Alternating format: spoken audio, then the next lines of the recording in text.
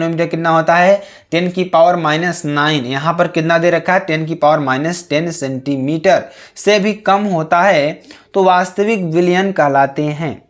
ठीक है, जिनका आकार कितना होगा 10⁻⁷ से कम होगा, ये सेंटीमीटर से कम होगा, ये याद कर लीजिए, दिमाग में घुसा लीजिए इसको। ठीक है, चलिए वास्तविक विलयन कहलाते हैं। इन कणों को अति सूक्ष्मदर्शी द्वारा भी नहीं देखा जा सकता है। किसके द्वारा? अति सूक्ष्मदर्शी द्वारा भी नहीं देखा जा सकता है। ठीक है, और देखिए क्या कर रहा है, वास्तविक विलयन विलेय और विलायक का एक समांगी मिश्रण होता है। जो वास्तविक विलयन होता है ना, विलेय और विलायक का एक समांगी मिश्रण होता है। ठीक है, कोलाइडी विलयन की बात करेंगे तो कोलाइडी विलयन क्या होगा, ध्यान दीजिएगा यहाँ पर। कोलाइडी विलयन वे विलयन जिनमें विलेय के कणों का आकार, अब देखिए कोलाइडी विलयन की बात करेंगे हम, इसमें क्या होगा डिफरेंस, और वास्तविक विलयन और कोलाइडी विलयन में डिफरेंस निकालिएगा इसमें मेरे प्यारे बच्चों, तो आपको समझ में आ जाएगा। ठीक है, तो यहाँ पर ध्यान देंगे, वे विलयन जिनमें विलेय के कणों का आकार, जो विलेय के कण है ना उनका आकार 10⁻⁷ से 10⁻⁵ सेंटीमीटर के बीच होता है, कोलाइडी विलयन कहलाते हैं। इन कणों को अति सूक्ष्मदर्शी द्वारा देखा जा सकता है। किसके द्वारा? अति सूक्ष्मदर्शी द्वारा देखा जा सकता है। कोलाडी विलयन वास्तव में विलेय और विलायक का एक विषमांगी मिश्रण होता है। जो कोलाडी विलयन होता है ना, वो क्या होता है मेरे प्यारे बच्चों, क्या होता है, एक विषमांगी मिश्रण होता है, जिनमें इसकी परिक्षिप्त प्रावस्था एवं परिक्षेपण माध्यम को अलग अलग देखा जा सकता है। इसमें क्या देखा जाता है, जिसमें इसकी परिक्षिप्त प्रावस्था एवं परिक्षेपण माध्यम को अलग अलग देखा जा सकता है। ठीक है, जैसे दूध से जल एवं वसा को अलग देखा जा सकता है, दूध को जल में और वसा को अलग देखा जा सकता है। ठीक है, ये आपके लिए हो जाएगा, जो कि वेरी वेरी मोस्ट इंपॉर्टेंट है। ठीक है, चलिए अगला क्वेश्चन देखेंगे, 3 का क देखेंगे। ठीक है, 3 का क नंबर देखेंगे तो एक घनीय संरचना वाला यौगिक, किसमें, एक घनीय संरचना वाला यौगिक तत्व ए तथा बी में से बना है। 3 के क की बात करेंगे, घनी मतलब घन, आप समझ रहे हैं। ठीक है, तो इसमें क्या होगा, एक घनीय संरचना वाला यौगिक तत्व ए तथा बी से बना है। इसमें ए परमाणु घन के कोने पर तथा बी परमाणु फलक के केंद्र पर है। इसमें क्या कर रहा है कि जो हमारा ए परमाणु है वो क्या है, घन के कोने पर तथा बी परमाणु क्या है, फलक केंद्र पर है। तो यौगिक का सूत्र ज्ञात कीजिए। ठीक है, तो तत्व ए व बी से बने यौगिक की घनी संरचना में परमाणु बना है। क्या है, परमाणु बना है। इनमें ए परमाणु घन के कोने पर तथा बी परमाणु फलक केंद्र पर है। ठीक है, यौगिक का सूत्र ज्ञात कीजिए। किसका, यौगिक का सूत्र आपको बताना है। ठीक है, सहभागिता बराबर क्या हो जाएगी, 1/8 इंटू, देखिए 8 कोने हैं। ठीक है, कितने 8 कोने इसमें आपको बनेंगे, तो इसका सूत्र क्या हो जाएगा, 1/8 यानी कि 1/8।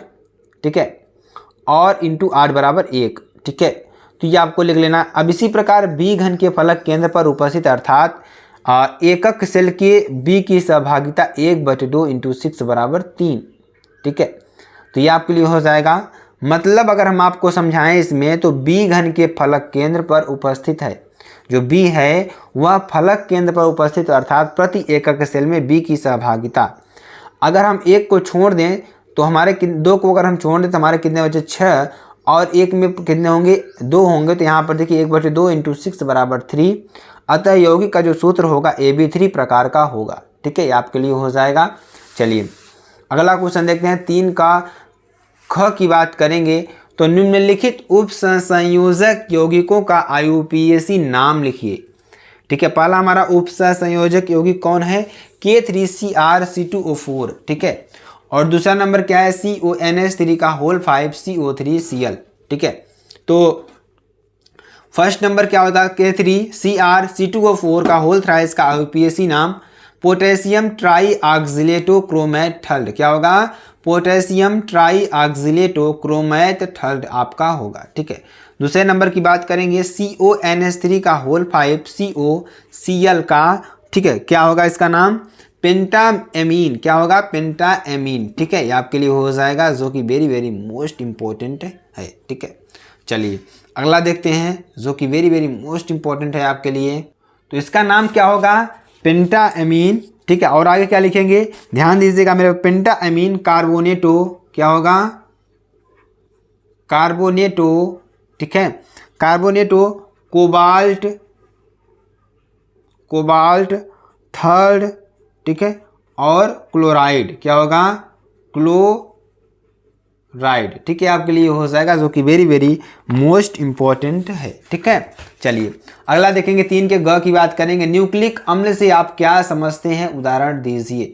तो न्यूक्लिक अम्ल से आप क्या समझते हैं, उदाहरण आपको देना है। तो न्यूक्लिक अम्ल न्यूक्लियोटाइड के बहुलक है। जो न्यूक्लिक अम्ल है वो न्यूक्लियोटाइड के बहुलक हैं, जो एक क्षारक, एक पेंटोज शर्करा तथा एक फास्फेट अर्धांश से मिलकर बनता है। ध्यान दीजिएगा, न्यूक्लिक अम्ल क्या है, आप इसे क्या समझते हैं, वो चीज़ आपको यहाँ पर हम बताने का प्रयास कर रहे हैं। जो न्यूक्लिक अम्ल होता है ना, वो न्यूक्लियोटाइड के बहुलक हैं। किसके, न्यूक्लियोटाइड के बहुलक हैं, जो एक क्षारक, एक पेंटोज शर्करा तथा एक फास्फेट अर्धांश से मिलकर बनता है।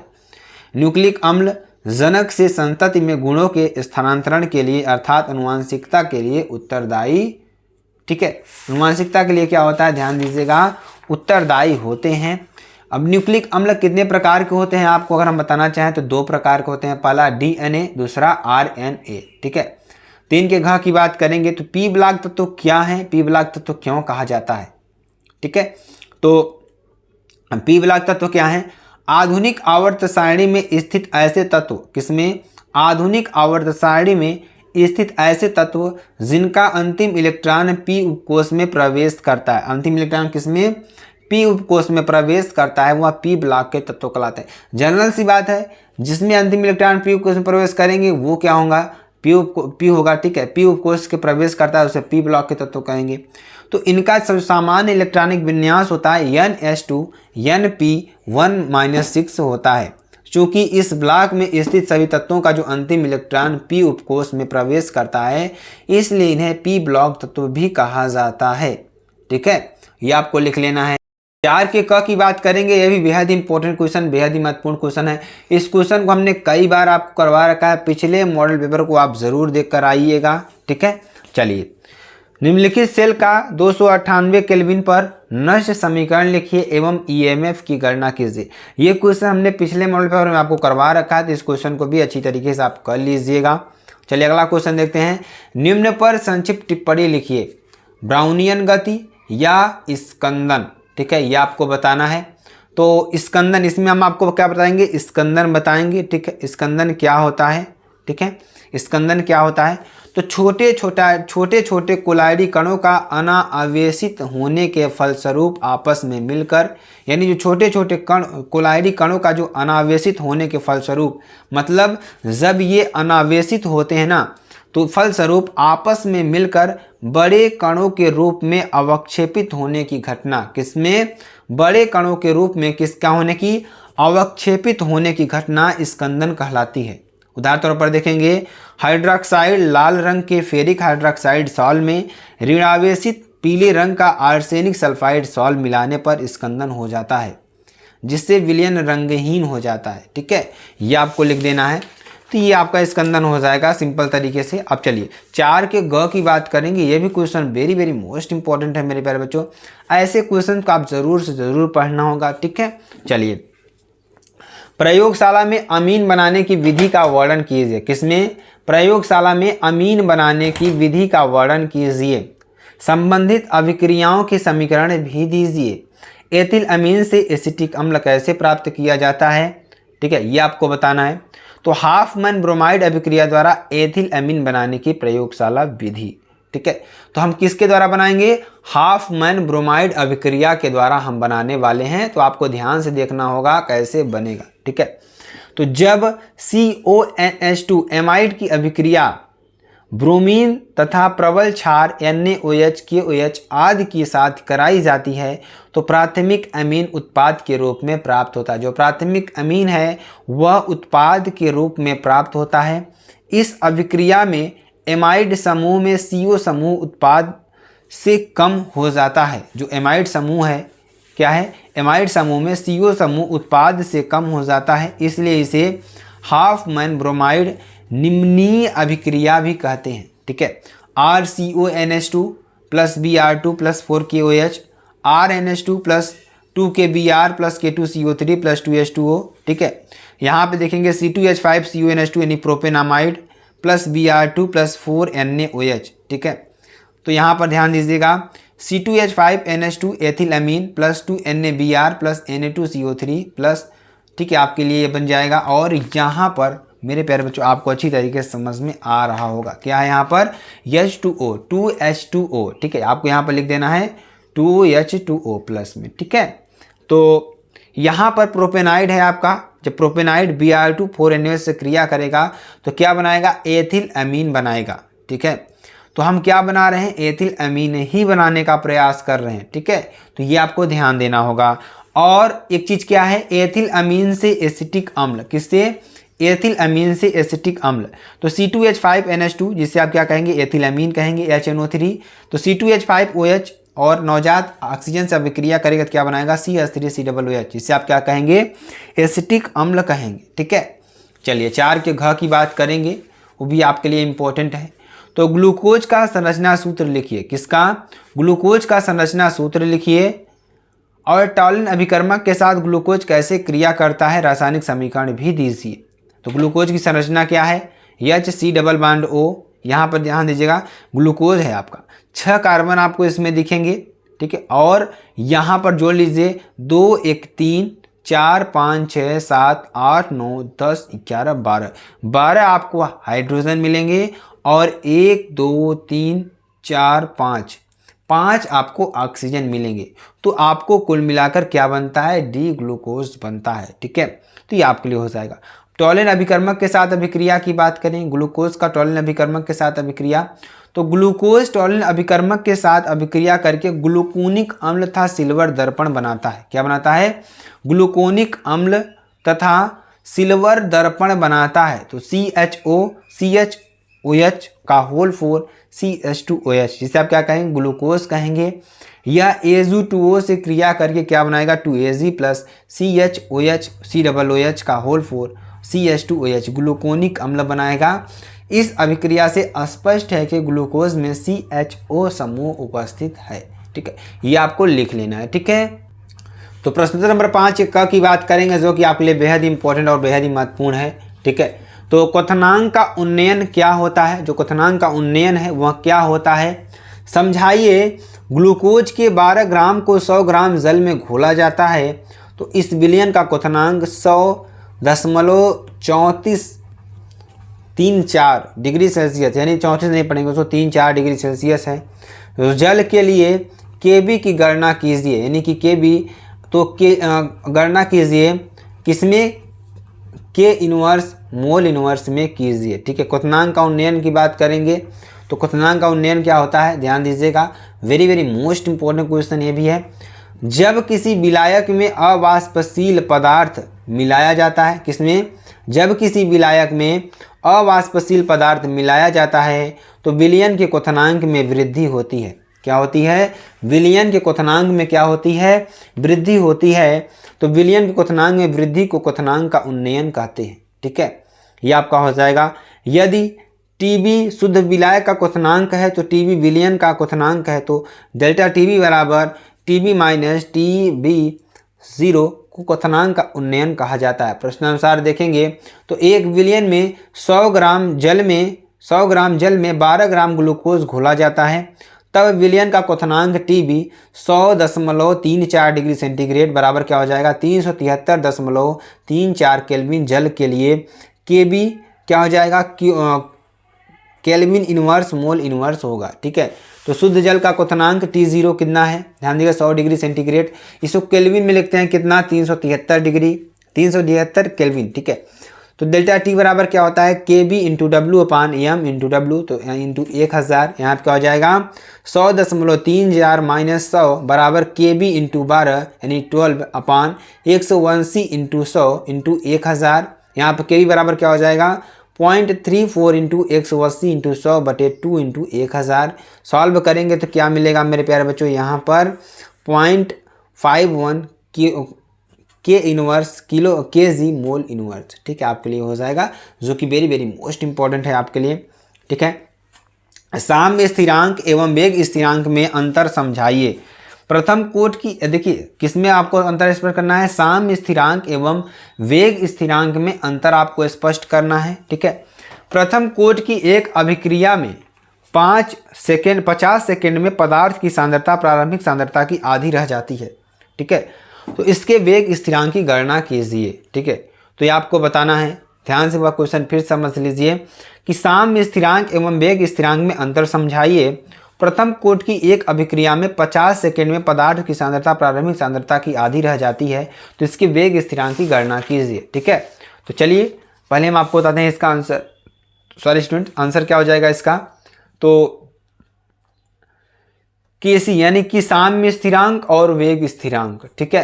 तो साम्य स्थिरांक एवं वेग स्थिरांक में अंतर क्या होगा, Kc बराबर Kf अपान Kb, अतः अग्र तथा पश्च अभिक्रिया के वेग स्थिरांकों के अनुपात को अभिक्रिया का साम्य स्थिरांक कहते हैं, ठीक है।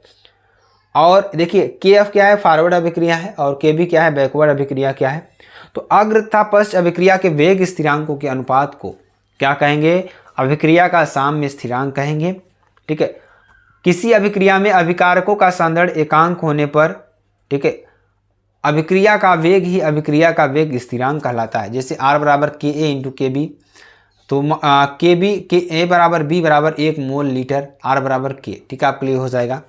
दूसरे नंबर की बात करेंगे, इसका मान ताप बढ़ने पर ऊष्माक्षेपी अभिक्रिया के लिए बढ़ता है। जब इसका मान हम बढ़ाएंगे, अगर वहाँ अभिक्रिया क्या होगी, ऊष्माक्षेपी होगी, तो उसमें क्या होगा, उसके लिए इसका मान क्या होगा, अभिक्रिया के लिए बढ़ता है। ठीक है, जबकि ऊष्माक्षेपी अभिक्रिया के लिए घटता है। ऊष्माशोषी यहाँ पर होगा। ठीक है, यहाँ पे क्या होगा, ऊष्माशोषी अभिक्रिया के लिए क्या होगा, घटता है। इसका मान ताप बढ़ने पर सामान्यतः बढ़ता ही है। यह उत्प्रेरक द्वारा प्रभावित नहीं होता है। इसका मान उत्प्रेरक की उपस्थिति में बढ़ जाता है। ठीक है, ये भी आपको लिख लेना है। ठीक, चलिए आगे आपको बताते हैं। यहाँ पर देखेंगे प्रथम कोट की एक अभिक्रिया के लिए वेग स्थिरांक के बराबर 2.303/T log A/A-x। ठीक है, तो जब आधी हो जाती है तब A/2 होगा, जब पूर्ण रहती है तो A होता है, जब आधी होगी तो A/2 होगा। तो K बराबर 2.303/T log A/A-x, K बराबर 2.303/T log A/A-2, 2.303/T log A/A-2। ठीक है, तो यहाँ पे क्या हो जाएगा, 2.303/50 log 2 क्या हो जाएगा, यहाँ पर log 2 हो जाएगा। और यहाँ से log 2 का मान 0.31 होगा। सॉल्व करेंगे मेरे पास, टोटल क्या आ जाएगा, 0.0138 प्रति सेकेंड। ठीक है, आपके लिए हो जाएगा। चलिए अगला क्वेश्चन देखते हैं। संक्रमण धातुओं के अभिलक्षण क्या हैं, ये संक्रमण धातु क्यों कहलाते हैं। तो हमने संक्रमण धातु के क्वेश्चन पिछले मॉडल पर बहुत करवा रखे हैं, तो आपको वहाँ पर जाना है, अच्छी तरीके से अपनी पढ़ाई को बरकरार रखना है। ठीक है, तो पिछले मॉडल पर आपको इसका आंसर मिल जाएगा। चलिए अगला क्वेश्चन देखते हैं। 5 के घ की बात करेंगे, तो निम्नलिखित को उदाहरण सहित समझाइए। इसको उदाहरण सहित आपको समझाना है। ठीक है, पहला उपसंयोजन संख्या, उपसंयोजन यौगिकों के चुंबकीय गुण। ठीक है, तो इसमें देखेंगे उपसंयोजन यौगिक चुंबकीय गुण को हमने आपको बता रखा है, तो इसको आपको क्या करना है, पिछले मॉडल पेपर में पढ़ना है, ढूंढना है और अच्छी तरीके से लिख लेना है। उपसंयोजन संख्या की बात करेंगे तो एक संकुल में धातु आयन की उपसंयोजन संख्या Cn उससे आबंधित लिगेंडों के उन्नदाता परमाणुओं की संख्या के बराबर होती है जो सीधे धातु आयन से जुड़े हों। उदाहरण तौर पर देखेंगे, संकुल आयनों यानी PtCl6 की पावर 2- तथा NiNH3 का होल पावर 2 की पावर प्लस में Pt तथा Ni की उपसंयोजन संख्या क्रमशः 6 तथा 4 है। इसी प्रकार संकुल आयनों FeC2O4 की होल थ्राइस की पावर 3- और COEn की 3+ में Fe और CO दोनों की समन्वय संख्या 6 है, क्योंकि C2O4 की पावर 2- एवं En एथेन 1,2-डाइएमीन द्वितंतुर लिगेंड है। ठीक है, चलिए प्रश्न नंबर 6 के क की बात करेंगे। यह भी आपके लिए बेहद इंपॉर्टेंट और बेहद ही महत्वपूर्ण है। प्रयोगशाला में सल्फर डाइऑक्साइड के विरेचन की विधि लिखिए, इससे प्रमुख गुण एवं उपयोग भी लिखिए। ठीक है, तो प्रयोगशाला में SO2 बनाने की विधि क्या है, धातु सल्फाइड या धात्विक बाइसल्फाइड की क्रिया तनु अम्ल HCl, H2SO4 आदि के साथ कराने पर SO2 यानी सल्फर डाइऑक्साइड गैस का निर्माण होता है। ठीक है, जैसे यहाँ पर देखेंगे तो Na2SO4 प्लस H2SO4 से अब क्रिया करेगा तो क्या बनाएगा, Na2SO4 plus H2O plus SO2 आपको बनाएगा। ठीक है, यहाँ से NaHSO3 यहाँ पर क्या होगा, NaHSO3 प्लस HCl से अभिक्रिया करेगा तो क्या बनाएगा, NaCl H2O और CO2 आपका बनाएगा। इसका औद्योगिक उत्पादन सल्फाइड अयस्कों के भर्जन से सह उत्पाद के रूप में होता है। ठीक है, और ध्यान दीजिएगा, और 4FeS2 सॉलिड है, 11O2 गैस है, तो 2FeO3s 8SO2 गैस। ठीक है, ये आपका बनेगा। तो गैस को शुष्क करने के पश्चात दाब द्वारा द्रवीकृत किया जाता है तथा स्टील के सिलेंडरों में संग्रह कर लिया जाता है। ठीक है, चलिए अगला क्वेश्चन देखें। प्रमुख गुण की बात करेंगे तो पहला देखिए क्या है गुण इनका, सल्फर डाइऑक्साइड तीखी गंध वाली रंगहीन गैस है। जो सल्फर डाइऑक्साइड है वह तीखी गंध वाली रंगहीन गैस है तथा जल में अत्यधिक विलेय है। यह कक्ष ताप व 2 वायुमंडलीय दाब पर द्रवित होती है तथा 263 K पर उबलती है। ठीक है, सल्फर डाइऑक्साइड को जल में प्रवाहित करने पर सल्फ्यूरस अम्ल का विलयन प्राप्त होता है। SO2 गैस H2O, ठीक है, क्रिया कर क्या बनाएगा, H2SO3 आपका बनाएगा। ठीक, अवक्षेप के रूप में बनाएगा।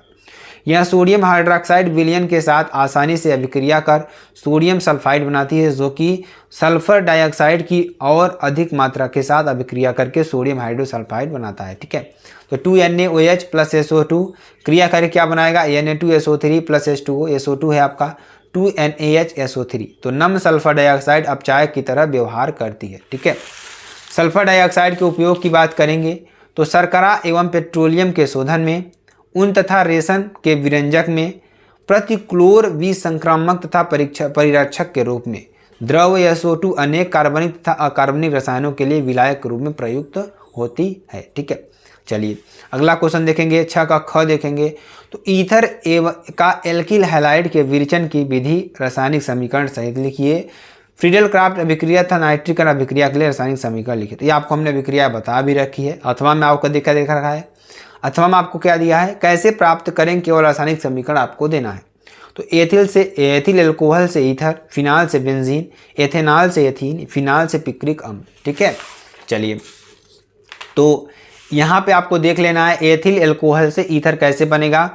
तो जब एथिल एल्कोहल को C2H5OH को किसको C2H5 अभिक्रिया करेंगे किसकी उपस्थिति में, H2SO4 की उपस्थिति में, और 140 डिग्री सेंटीग्रेड तक जब गर्म करेंगे तो क्या बनेगा, C2H5O C2H5 प्लस H2O आपका बनेगा। ठीक है, अब फिनाल से बेंजीन, तो फिनाल से बेंजीन कैसे प्राप्त करेंगे, जेडियन चूड़ की उत्प्रेरक के उपस्थिति में इसकी अभिक्रिया कराते हैं तो क्या बनेगा, हमारा बेंजीन बनेगा और ZNO बनेगा। ठीक है, ये भी लिख लेना। एथेनॉल से एथीन की बात करेंगे तो C2H5OH H2SO4 160 डिग्री सेंटीग्रेड तक गर्म करेंगे तो क्या बनेगा, C2H4 प्लस H2O आपका बनेगा। ठीक है, पिक्रिक अम्ल से फिनाल से पिक्रिक अम्ल की बात करेंगे तो ये आपका क्या बनेगा, OH। तो सांद्र H1O3 या सांद्र H2SO4 है, क्रिया करके आपको यह बनाएगा 2,4,6 ट्राइनाइट्रोफिनाल। ठीक है, चलिए प्रश्न नंबर 7 के क की बात करेंगे तो इलेक्ट्रॉन रागी प्रतिस्थापन अभिक्रियाएं क्या हैं। क्लोरोबेंजीन के हैलोजन नाइट्रीकरण तथा सल्फोनेशन की इलेक्ट्रॉन रागी प्रतिस्थापन अभिक्रिया रासायनिक समीकरण सहित बताइए। क्या होता है जब, ध्यान दीजिएगा, एथिल ब्रोमाइड से सोडियम एथॉक्साइड से क्रिया कराते हैं तो सोडियम एथॉक्साइड के साथ अभिक्रिया पर डाई एथिल ईथर बनता है, जैसे C2H5ONA, BrC2H5 सोडियम एथॉक्साइड है, क्रिया करेगा C2H5O C2H5 die ethyl ether और NaBr आपका बनाएगा। ठीक है, चलिए क्लोरोबेंजीन की बात करेंगे तो क्लोरोबेंजीन नाइट्रिक अम्ल के साथ अभिक्रिया करके क्या बनाएगा, आर्थो पैरा नाइट्रोक्लोरोबेंजीन बनाता है। ठीक है, तो ये आपकी अभिक्रिया है, इसको आपको लिख लेना है। 7 के ख की बात करेंगे तो एल्डिहाइड बनाने की 2 विधियों का रासायनिक समीकरण देते हुए लिखिए तथा टॉलेंट अभिकर्मक एवं फेलिंग विलयन के साथ इसकी रासायनिक अभिक्रिया भी लिखिए।